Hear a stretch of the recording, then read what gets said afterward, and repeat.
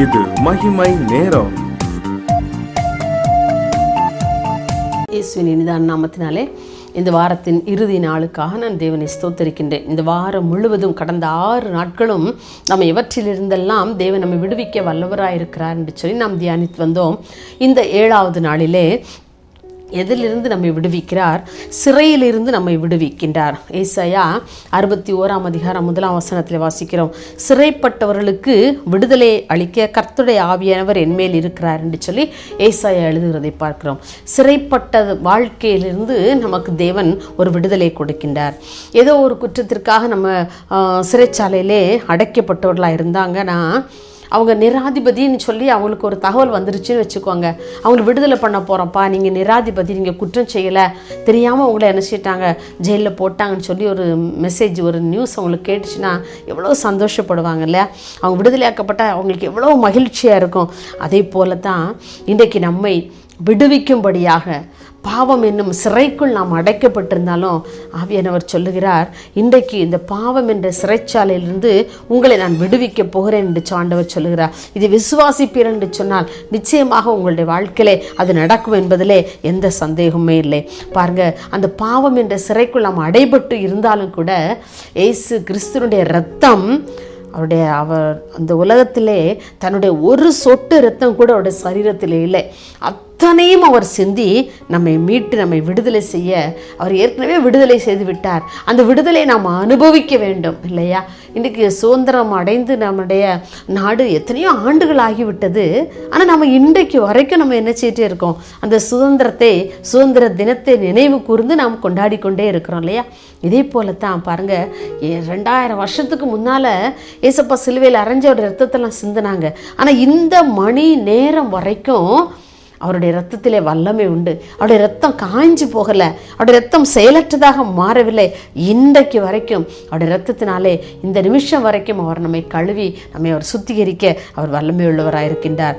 ஏசாயா 51:14 வாசிக்கிறோம், சிறைப்பட்டு போனவன் தீவிரமாய் விடுதலையாவான் என்று சொல்லி ஏசாயா எழுதுகின்றார். எப்படிப்பட்ட சிறை போன்ற ஒரு வாழ்க்கையாக இருந்தாலும் கூட கர்த்தருடைய ஆவியானவர் நமக்குள் இருப்பார் என்று சொன்னால் நாம் மீட்கப்பட்ட ஒரு வாழ்வாக, ஒரு விடுதலையான ஒரு வாழ்வாக நாம் வாழ முடியும் என்பதிலே சந்தேகமில்லை.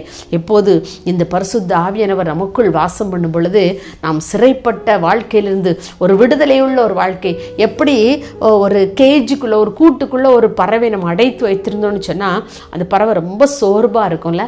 ஆனால் அந்த பறவையை அந்த கூட திறந்து விட்டுட்டோம்னு சொன்னால் எவ்வளோ சந்தோஷமாக, எவ்வளோ மகிழ்ச்சியாக, அது வேகமாக பறந்து எங்கே போகுதுன்னே தெரியாது இல்லையா?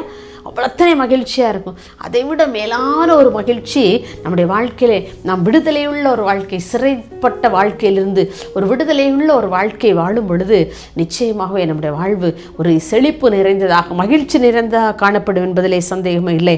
ஆனால் அப்படிப்பட்ட விடுதலையுள்ள வாழ்வு நமக்கு வேண்டும். நாம் பார்க்கிற உதாரணமாக நாம் நியாயாதிபதிகளின் புஸ்தகத்திலே 15ஆம் அதிகாரத்திலே சிம்சோனை குறித்து வாசிக்கின்றோம்.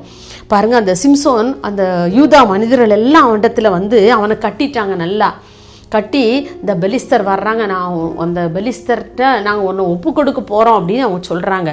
அப்போ அவன் ரொம்ப எழும்பி வந்து, பாருங்கள் என்னுள்ள இருக்கிற பலத்தை பாருங்கள், ஆவியானவர் செயலாற்றுவதை பாருங்கன்னு சொல்லி அவங்க மத்தியில் வந்தோட அந்த கயிறெல்லாம் பாருங்கள் எப்படி நெருப்பு பட்ட அந்த கயிறு போல் எல்லாம் பட்டு பட்டு பட்டு பட்டுன்னு அப்படியே அணைஞ்சு போச்சு.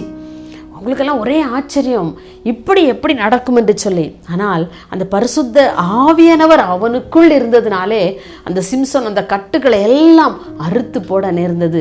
அந்த அக்னி பொறிப்பட்ட அந்த கயிறுகள் போல எல்லாம் தெரித்து ஓடிவிட்டது.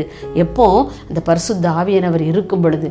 ஆனால் அந்த பரிசுத்த ஆவியானவர் அந்த சிம்சோனை விட்டு நீங்கின பிறகு அவன் அதே போல அவனுக்குள்ள இருந்த பலம் எல்லாம் அவன் போய் அவன் நம்மை போல பலட்சியமான ஒரு பலனற்ற ஒரு மனிதனாக மாறிப்போகிறான். எப்போ? இந்த பரிசுத்த ஆவியானவர் அவனுள் இருந்து வெளியே செல்லும் பொழுது அவனால் பலம் கொண்டு அவனால் நிற்க முடியவில்லை. இன்றைக்கி நம்முடைய வாழ்க்கையிலும் கூட நல்லா யோசிச்சுப்பாங்க, இந்த ஆவியானவர் நமக்குள் இல்லை என்று சொன்னால் நம்மால் ஸ்டாண்ட் பண்ணவே முடியாது, நம்முடைய வாழ்க்கையில் நாம் நிலை நிற்கவே முடியாது. சிம்சோனை போல அநேக சிறைப்பட்டு போன காரியங்கள் நம்முடைய வாழ்க்கையிலும் இருக்கலாம். அது எல்லாவற்றின்று நாம் விடுதலையாக வேண்டும் என்று சொன்னால் நிச்சயமாகவே இந்த பரிசுத்த ஆவியானவர் நமக்குள் வேண்டும். நம் வாழ்வில் உள்ள சிறைச்சாலை கதவுகள் திறக்கப்பட வேண்டும் என்று சொன்னால், நம் வாழ்க்கையில் உள்ள நோயின் பிடிகள் நம்மை விட்டு நீங்க வேண்டும் என்று சொன்னால் இந்த பரிசுத்த ஆவியானவர் நிச்சயம் நமக்குள் வேண்டும். இந்த சிறைச்சாலையின் அனுபவத்துக்குள்ளே ஒருவேளை இந்த நாட்களிலே நீங்கள் கடந்து போய் கொண்டிருந்தாலும் சரி, அப்படிப்பட்ட ஒரு விடுதலையுள்ள வாழ்க்கை இன்றைக்கு உங்களுக்கு வேண்டும் என்று சொன்னால் ஆண்டவரிடத்தில் கேளுங்க. இயேசுப்பா, நீங்கள் ஆவியானவர், நீங்கள் விடுதலையாக்குகிற தேவன் அல்லவா, நீர் அப்படியே வந்து எங்களை விடுதலையாக்கி எங்களுடைய வாழ்க்கையை சந்தோஷமான ஒரு வாழ்க்கையாக, சுபிட்சமான ஒரு வாழ்க்கையாக நான் வாழ வேண்டும் என்று சொல்லி அவருடைய சமூகத்தில் நீங்கள் ஒப்பு கொடுக்கும் பொழுது நிச்சயமாக ஆண்டவர் உங்களை விடுவிக்க வல்லவராக இருக்கின்றார். இந்த 7 நாட்களும் நாம் சிந்தித்ததன்படியாக ஒவ்வொரு நாளும் ஆண்டவரிடத்தில் கேளுங்க. ஏசப்பா, நான் எதிலிருந்தெல்லாம் நான் விடுதலை பெறன்னு வாஞ்சிக்கிறேனோ அதில் எல்லாவற்றிலிருந்து என்னை விடுவித்து தாங்க என்று சொல்லி ஆண்டவரிடத்தில் கேட்கும் பொழுது நிச்சயமாக ஆண்டவர் ஒரு விடுதலையுள்ள வாழ்க்கை தர அவர் வல்லவராயிருக்கின்றார். யோசேப்பின் சிறைச்சாலை வாழ்வு அவனை விட்டு கடந்து போனது. எகிப்தின் அதிபதியாக மாற்றப்பட்டான் இல்லையா? அன்றைக்கு அந்த பானபாத்திரக்காரன் மறந்து போனான், ஆனால் ஆண்டவர் அவனை மறந்து போகவில்லை. ஆகவே நம்முடைய வாழ்க்கையில சிறைச்சாலை அனுபவங்கள் அநேகமாயிருக்கலாம். எல்லா அனுபவங்களையும் ஆண்டவர் மாற்றி ஒரு மகிழ்ச்சியான ஒரு விடுதலையுள்ள வாழ்வை தர அவர் காத்து கொண்டிருக்கிறார். நாம் அவருடைய சமூகத்தில் கேட்போமா? எங்களை நேசிக்கிற அன்புள்ளே சாமி, இந்த அருமையான இந்த இறுதி நாளின் ஆண்டவரை காலை வேளைக்காக உண்மை நன்றியோடு துதிக்கிறப்பா, உண்மை ஸ்தோத்திரிக்கிறோம். ஆண்டவரை இந்த வாரம் முழுவதும் எங்களை பாதுகாத்தீங்கப்பா, உமக்கு நன்றி செலுத்துகிறோம் ஐயா, உமக்கு நன்றி செலுத்துகிறோம். இந்த வாரத்தின் இறுதி நாளிலும் உங்களுடைய சமூகத்தை வந்து நிற்கும்படிய கிருபை தந்தீங்கப்பா, உமக்கு நன்றி செலுத்துகிறோம். இந்த நாளில் நாங்கள் தியானித்ததை போல சிறைப்பட்ட வாழ்க்கையாக எங்களுடைய வாழ்க்கை இருந்தாலும் கூட அதிலிருந்து நீ விடுவிக்க எங்களை வல்லவராக இருக்கிறீர் சாமி. சிறைப்பட்ட வாழ்க்கையிலிருந்து பிள்ளைகளுக்கு விடுதலையை கொடுத்து ஒரு விடுதலையுள்ள ஒரு வாழ்க்கை வாழ பிள்ளைகளுக்கு கர்த்தர் நீங்க கிருபை கொடுக்கும்படியா ஜெபிக்கிறோம். உங்களுடைய கரத்தில் எங்களை தாழ்த்தி ஒப்பு கொடுக்கிறோம் ஐயா. ஆண்டவரை, யார் யாரெல்லாம் ஒரு சிறைச்சாலை போன்ற அனுபவத்துக்குள்ளே நான் இருக்கிறேனே, எப்பொழுது எனக்கு ஒரு விடுதலை உண்டாகும் என்று கலங்கி நிற்கிற ஒவ்வொரு பிள்ளைகளையும் ஆண்டவரை கர்த்தர் உடைய கரம் தொட்டு பிள்ளைகளை பலப்படுத்தும்படியா ஜெபிக்கிறேன். பிள்ளைகளை விடுதலையாக்கி ஒரு ஆண்டவரே சந்தோஷமான ஒரு சமாதானமுள்ள வாழ்க்கை பிள்ளைகளுக்கு அருளி செய்யும்படியா ஜெபிக்கிறேன். உடைய கரத்திலே தாழ்த்தி தருகிறேன். இயேசுவின் நாமத்தில் பிதாவே, ஆமேன்.